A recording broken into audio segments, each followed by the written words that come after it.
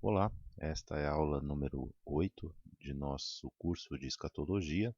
Nós estamos na segunda parte, que fala sobre o estudo profético, o estudo das profecias bíblicas a respeito das coisas que irão acontecer no final dos tempos. Hoje nós vamos falar sobre as duas testemunhas. Nós vamos ver alguns textos bíblicos que mostram quem são, o que farão e o que acontecerá ao final com as duas testemunhas. Assim como nós fizemos com o anticristo e o falso profeta, vamos ver também com as duas testemunhas. Os textos bíblicos que falam a respeito das duas testemunhas, na verdade é um texto bíblico, que é Apocalipse capítulo 11. Eu vou utilizar também o texto de Zacarias capítulo 4 para explicar um pouco quem são as duas testemunhas. Vamos ler então primeiramente o texto de Apocalipse 11, de 3 a 13, o texto de Apocalipse 11, do versículo 3 ao versículo 13, que diz assim: E darei poder às minhas duas testemunhas, e profetizarão por 1260 dias vestidas de saco. Estas são as duas oliveiras e os dois castiçais que estão diante do Deus da terra. E se alguém lhes quiser fazer mal, fogo sairá da sua boca e devorará os seus inimigos. E se alguém lhes quiser fazer mal, importa que assim seja morto.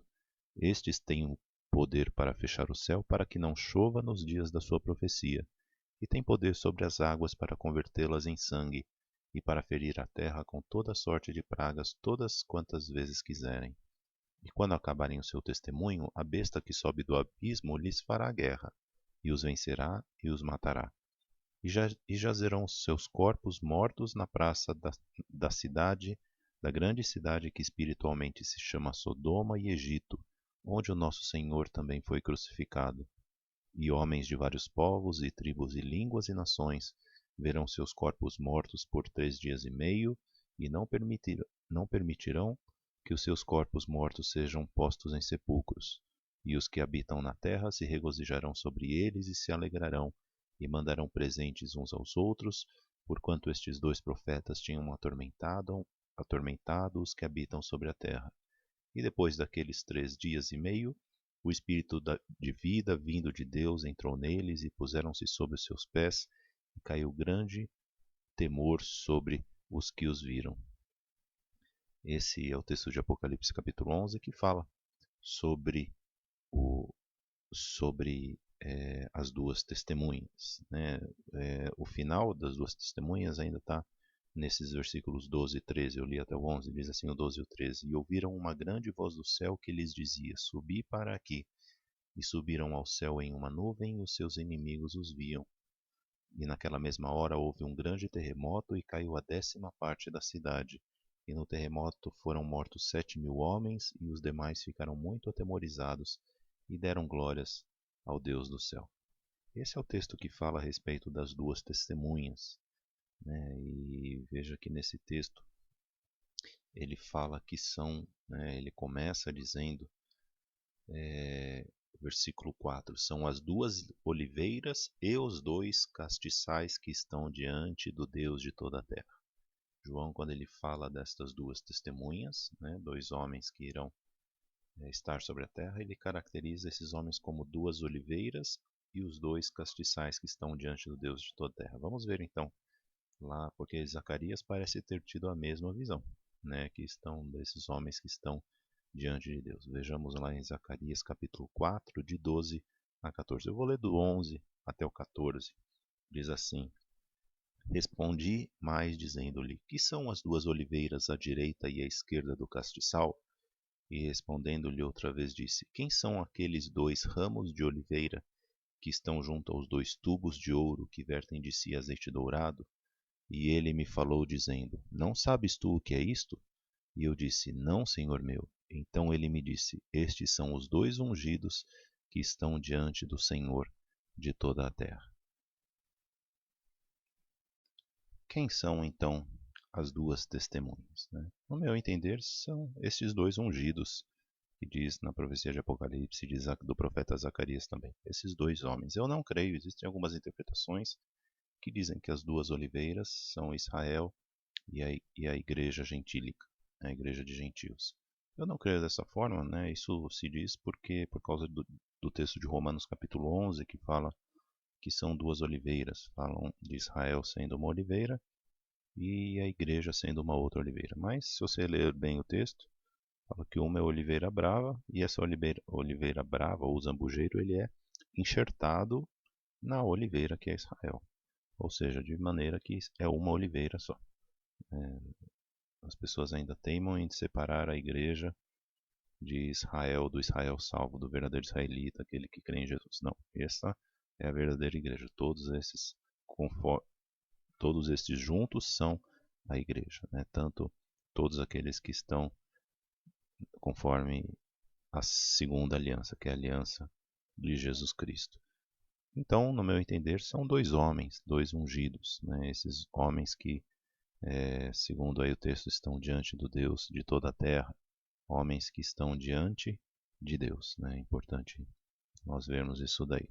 Existem algumas possibilidades de quem seriam estes homens. A primeira possibilidade é que sejam dois homens que nós nunca vimos sobre a terra, né? É uma possibilidade de dois homens que virão sobre a terra que nunca foram vistos ainda na face da terra. Esta é a primeira possibilidade, não deve ser descartada. Há uma segunda possibilidade ainda, que é Elias e Moisés, né? Veja lá no texto que nós lemos de Apocalipse 11:6, ele fala das coisas que eles farão, né? Em primeiro lugar, de fazer com que ore no tempo da sua profecia e que não chova, né? Lembrando que a profecia é 3 anos e meio. A Bíblia fala que Elias ele orou por 3 anos e meio e não choveu, né? Então é provável que Elias volte. Existe a profecia também de Malaquias, que fala que antes que venha o grande e terrível dia do Senhor, virá Elias, né? Ou seja, fala que Elias virá antes do grande e terrível dia do Senhor, né? Então é uma profecia apocalíptica também que fala da volta de Elias nesses dias. E também Moisés, né? Por quê? Porque fala que esses homens poderão transformar água em sangue e fazer rogar, né? Fazer acontecer quantas pragas quiserem sobre a terra, né? Isso quem fez foi Moisés. Existe ainda uma terceira possibilidade de ser Elias e Enoque. Por que Elias e Enoque? A grande dificuldade que existe em se falar que as duas testemunhas são Elias e Moisés é o texto de Hebreus 9:27. Hebreus 9:27 diz que aos homens foi ordenado morrer uma só vez, vindo após isto o dilúvio.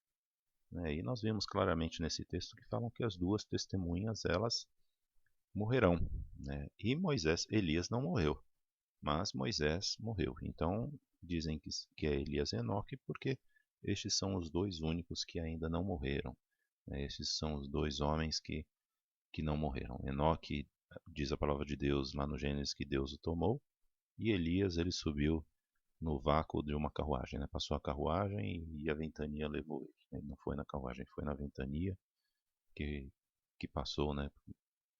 Quando Deus o levou, né? Então esses dois homens são os únicos que parecem não ter morrido. No entanto, nós vemos aqui ainda dois textos que falam de Elias e Moisés, que eu gostaria de colocar alguns poréns, porque quando se fala sobre ser Elias e Moisés, a não ser que exista uma exceção, a regra é possível que seja Moisés uma das duas testemunhas, porque a regra é só pode morrer uma vez, depois disso o juízo. Esta é a regra, né?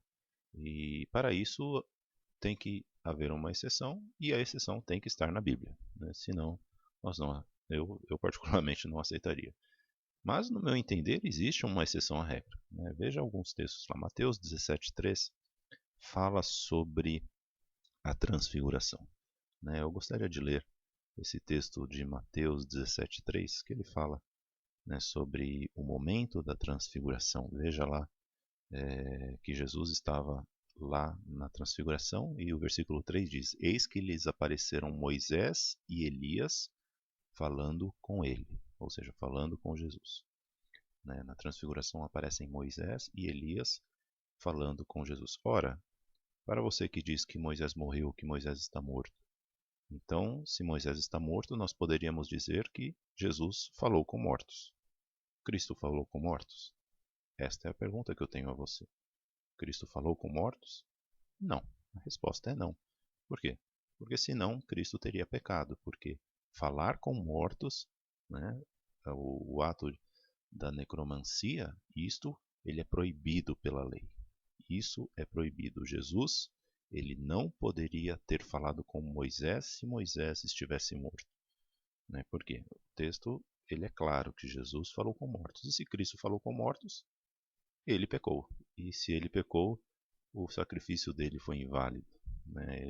Porque ele precisaria ser um sacrifício puro, santo a Deus. Né? E isso nós sabemos que não foi isso que aconteceu, porque a Bíblia em vários textos diz que Cristo não pecou.